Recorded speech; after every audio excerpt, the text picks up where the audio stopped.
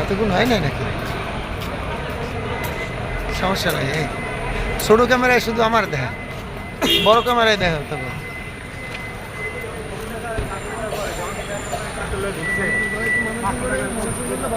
হুম হুম,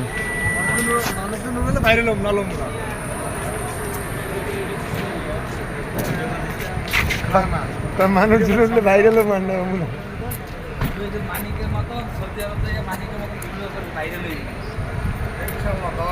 এই যে ওই ছেলে যাইতেছে বিদেশ, সেই